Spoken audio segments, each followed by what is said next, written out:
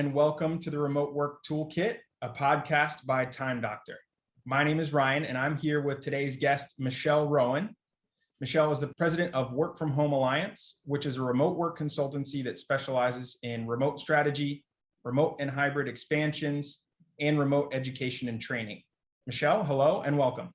Hello. Nice to be here, Ryan. Yeah, we're glad to have you. Absolutely. So to get things started here, I wanted to begin with you and help the listeners learn a little bit more about your expertise. So can you tell us something about your background and how you got started with Work From Home Alliance? Yeah, I'd love to. Yes, I spent 12 years with Hilton Hotels, and all of that time was in the reservation space or the contact center arena. I started out in HR. I ran a large contact center for Hilton in Florida, and then I moved to London, to the UK, where I was based for 5 years, looking after our reservation offices in Europe, Middle East, Asia, and Africa. And it was there that I got my first experience with the work from home model, because we used it to solve for language staffing issues that we were having in Europe. And then I came back to the United States after that 5-year period and helped Hilton redesign and materially expand the work from home program. And in a period of 18 months, we transitioned more than 1,000 in-house positions to home-based positions. So as we naturally attrited people in 2 key markets in Dallas and in Tampa, we replaced them with new hires that were home-based. And at the same time, re-engineered most of our workflows and business processes and leveraged different technologies. So that's where I got my first experience with the work from home model. I fell in love with it. I saw the upside in terms of enrichment for many people's lives. And I saw the big upside in business for organizations who use the model. So I took advantage of that and formed my own consultancy. And now I, for the last 10 years, what I've focused on is helping companies design and expand their remote working programs. I do a lot of work in the contact center space because that's my background. And I also help companies on the enterprise side as well. And I do that through one-on-one consulting and public conferences and events where we bring leaders together so that they can share their insights and experiences with each other. It's really important to understand what others are doing. Yeah. Excellent. A true work from home pioneer. And that's an amazing company to have done that with, getting the opportunity to work with such a name as Hilton. That's amazing stuff. And they're a great company. So yeah, and working on the international side was a terrific experience. Yeah. I can imagine you had some fun experiences out there. It was a good time. Awesome. And, Work From Home Alliance, you've been there for quite a few years now. What's new with Work From Home Alliance? Tell us about that. Well, it took a pandemic, didn't it, for work from home to really kind of move to center stage. And it is certainly here now and going to stay with us. As you know, many organizations, and particularly in the contact center space, are planning on continuing with large populations of people that are home-based. And we do that because we're densely populated. We're sitting on a lot of expensive real estate in the contact center environment. Many of our jobs are highly transactional and knowledge worker jobs. It's really easy to move home and to maintain visibility of output and production. So that's why it's such a good match in the contact center space. And there's a huge need that I have identified over the last couple of years, and I've been wanting to put a solution in place. And it was something that I never got to, and now I'm getting to it because the need is bigger than ever. And that is to create a super easy and private platform where leaders of organizations can get together to share their experiences around work from home and remote work and hybrid work, and share their vision and their strategic initiatives and their learnings and their challenges and all that kind of stuff. So we at Work From Home Alliance have formed a membership group for companies, not for consultants or for vendors necessarily, but for end user companies to participate in sharing all those things that I just talked about. We're doing 2 virtual meetings a month. They're 90 minutes long each. One is a senior leader roundtable. The other one is an operational manager best practice exchange. We're doing a number of benchmarking surveys per year based on remote work and hybrid work. And we also have a private digital 24/7 forum where members can go in live and post things. So membership is super easy. It's a corporate membership. It's a one-time annual fee. You can send as many people as you want to these virtual meetings and exchanges that we hold monthly. And it's a systematic approach, basically, towards understanding what others are doing in hybrid work and remote work. And that keeps changing as a result of the emergency that we've been working through for the last 18 months. So that's what's new in my world. And yeah, super excited about it. Already have some great companies signing up. Yeah, sounds like such a huge asset. Like you said, this is something that while remote work isn't new, the scope that we're seeing now is just so unprecedented. There's a lot to learn, and to have a large group like that to lean on and learn from definitely is going to help some people. So love to hear that you're doing that. I wanted to get into a little bit of building a remote team. You know, as people do start to make the decision more and more frequently that that's the way to go for them. Your experiences have given you some really valuable insights on the challenges that they're going to face when they're setting up those remote operations. So one of the challenges that we've heard as being a major concern for a lot of organizations when they're trying to find their groove in their new remote work environments is building culture. You hear it all the time. It's a hot topic for those who are making the transition. I'm curious, what advice can you give to organizations that might be struggling to build a strong culture among their remote employees? Yeah, and this is a big one, Ryan, because when we're co-located in a building, employees begin to observe company values and beliefs immediately. Really even starting with the application process. You go in and you interview someplace and you're meeting with HR, and then it just continues through training, and then you're seeing people all day long that are interacting with each other. So the exposure that you have at a leadership level and a frontline level and from all kinds of support people interacting with each other is massive. And when we move to this more isolated environment, which is very real in remote work, we have to be much more intentional about giving people exposure to our beliefs and our values and our cultural pillars, if you will, and inviting them to participate in them and buy into them in a very kind of structured and calendared way. So there's 3 different groups that I like to focus on, starting with the beginning of the employee life cycle. The first group is exposure to senior leadership, and it's really important that we calendar regular meetings and events, recorded, live, both of those things, where employees are exposed to a broad spectrum of senior leaders, just like they would be if we were co-located in an office. And it's podcasts and town halls and live meetings and some recorded messages. All that kind of content works, but getting all sorts of leaders in front of members of our organization, particularly in the early days of employment, is really going to help people understand what the company culture is all about and help start generating that momentum for buy-in or engagement into company culture and values.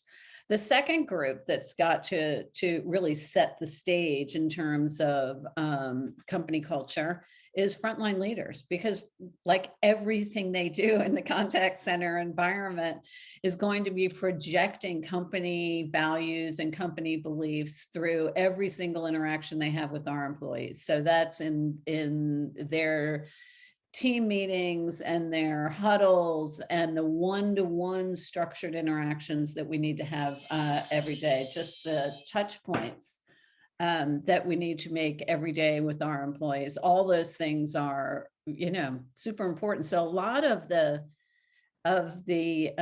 weight of projecting company culture and values actually falls on the shoulders of our leaders. And I don't know that that's new in the contact center environment, but the platforms where people are going to have access to leaders are changing.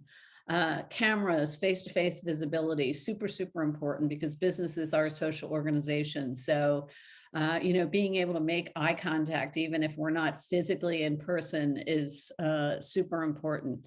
And then that third group is the company responsibility in terms of engagement, in terms of projecting company culture and values, and then inviting people to participate in it, which is the engagement piece. And companies' roles and responsibilities include things like the way jobs are posted, splitting a full-time job posting into 2 part-time temporary assignments and project work and things like that. It's about taking personal interest in employees in their health and their well-being, and those kinds of things. So those are really kind of the 3 focuses that I recommend that people focus on, is that senior leader group, getting them in front of our employees to demonstrate company value, company values and culture, frontline leaders, and reinforcing their roles and responsibilities, and then the corporate level of responsibility. So it's really kind of those 3 things. And then of course, measuring it with some frequency, like twice a month, checking in with people using pulse surveys to see how life is going for them in the remote environment, and see if they have the tools that they need to do their jobs well. And, if they've been interacting with their supervisor, and what their last training course was like, and what their customers are saying. So, yeah, that's what I recommend.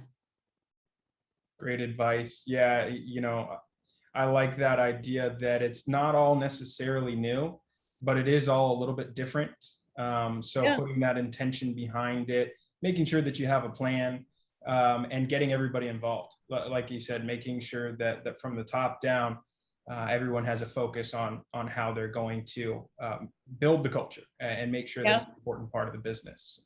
Yeah, because we've always been building it, and we've always been reinforcing it, and we've always been inviting people to participate in it. It's the platforms that we're using to get the messaging out, and the invitations in, and the activity and connection points going that are changing. Absolutely. Yeah. One of the things that you mentioned as also being quite different is the hiring process.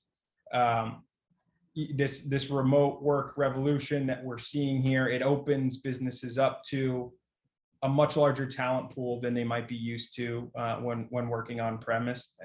And a lot of times it's a global talent pool. So there's a big benefit of that. You get to have different people from more diverse areas, and really get the best talent out there, rather than being restricted to driving distance from your location.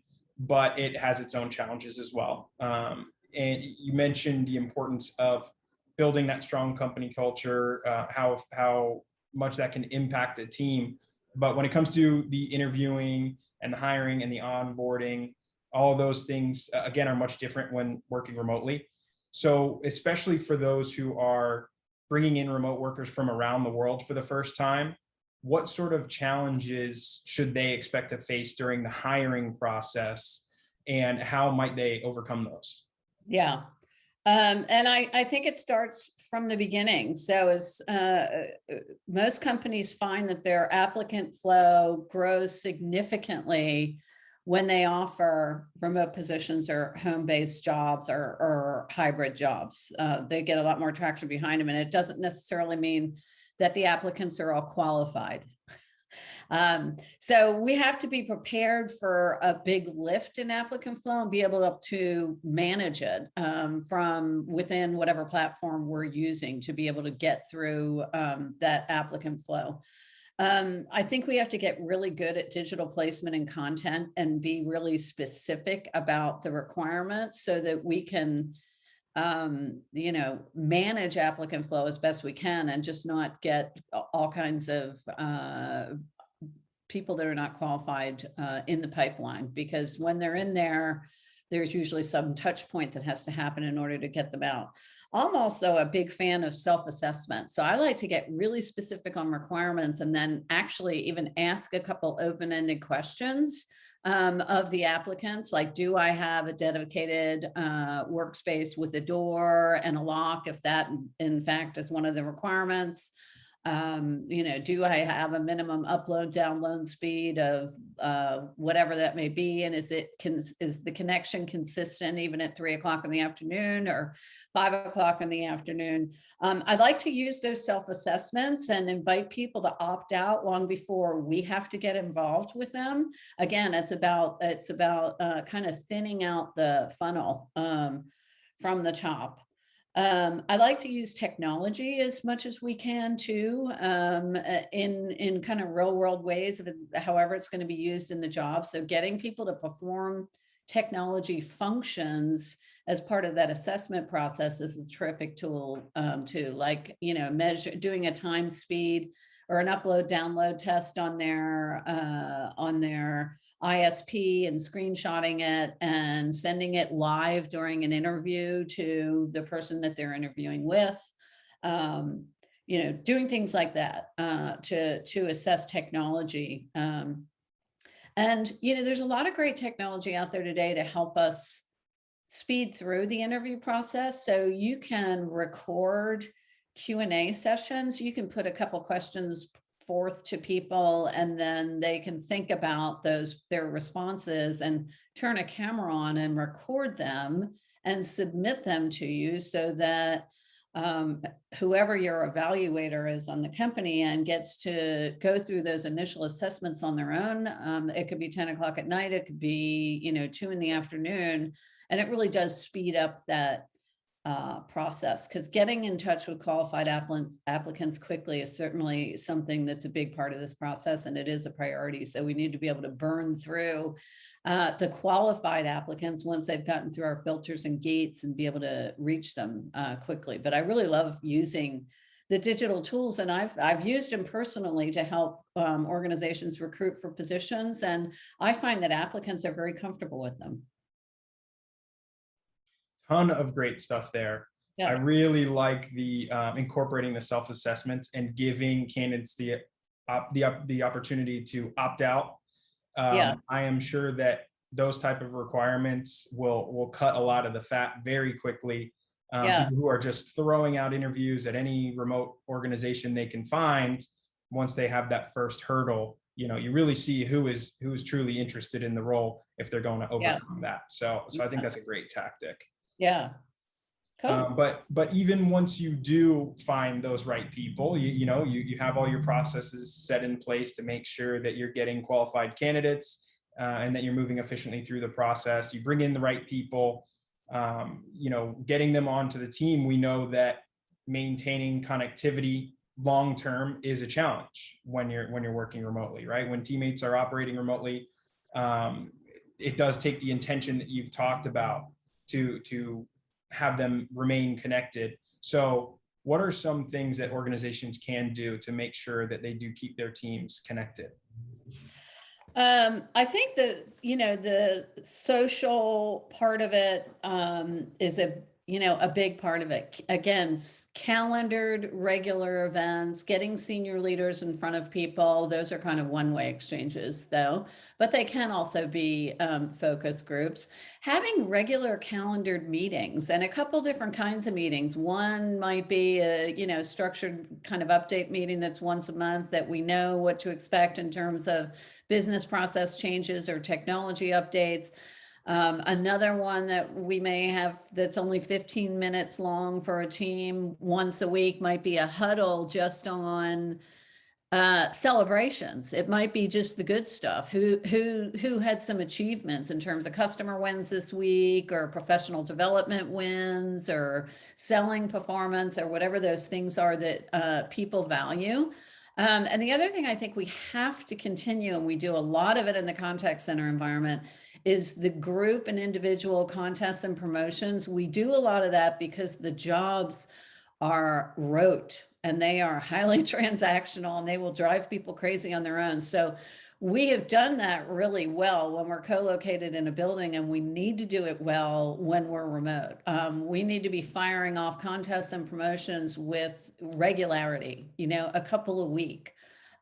Team contest, buddy, contests versus team versus individual. You can have some that are performance-based, some that are just purely for fun.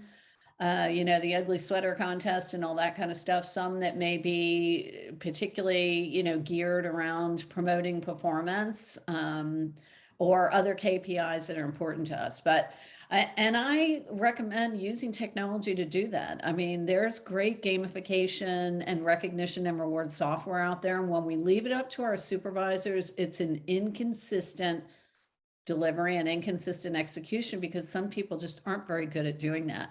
So invest in the software. It's low cost. Finally, it's come down so much in cost. There's a couple good ones that I really like. Centrical is one, Amplify is another. They just make it super easy to launch games and promotions and contests and all that kind of fun stuff. And then the purely social stuff we need to do too, which is, movie nights and cook-offs and sports watching. I mean, those are the kinds of things that can be launched through Facebook or whatever social apps you're using, and they don't have to be monitored by the company. I mean, come on, get over it. It's socialization. And if we're not doing that in person so much these days, then we need to leverage, online channels where people spend time and create events and expect a 20% turnout rate. That's okay. Right. I think, we're in a pretty good place now with technology that a lot of that stuff is easier than it's ever been, and it'll continue to evolve. Right. Oh, yeah. Yeah, it's super easy for people to get together. It's super easy for people to refer their friends to jobs in your organization. So technology has changed so much of what we do. I mean, getting back to the hiring thing and how we can make it easy for ourselves. I mean, shifting some of those dollars away from job boards and into referrals is a tremendous return, and is proven to work really well. And you're lining your employees' pockets instead of Indeed's. I mean, Gotta love that. Most importantly, right? Yeah. Excellent. Well, Michele, it's been a pleasure. You've provided a ton of amazing insights here. The goal here is to be practical, and you did that in spades by giving a lot of great advice for people who might be entertaining the idea or currently in the process of transitioning to remote. So we thank you for that. Before I do let you go, I wanted to just see, what is one big thing that people should take away from our conversation? One lasting impression, one thought or idea that you think, if it's the only thing that someone gets out of our talk, will be really valuable. Well, it would be this. As you re-engineer your business processes in the future and your workflows, think about work from anywhere first, and then think about your co-located office people as a bonus or a secondary. So it's time to flip the script. We're not building business processes for people that work in an office building anymore. We're building business processes for people that work from anywhere. And then you can back into, the handful of people that may be co-located in your environment. But if you can get your head around that, it makes it a lot easier to level the playing field going forward in terms of creating some really supportive and dynamic business process for people. Couldn't agree more, Michele. So as we go here, where can listeners go to learn a bit more about Work From Home Alliance and some of the work that you guys are doing there? Yeah, please go to wfhalliance.com. Just go to the homepage and then check out the membership that I just described. It's $19.95 for a company to join for a year. And that's whether you're sending 2 members or 200 members. We'd like to have you all at our monthly meetings and forums and participating in our benchmarking survey. So that's WFHalliance.com. Well, thanks again, Michele. We'll include a link to that and everything we discussed in the show notes of this episode.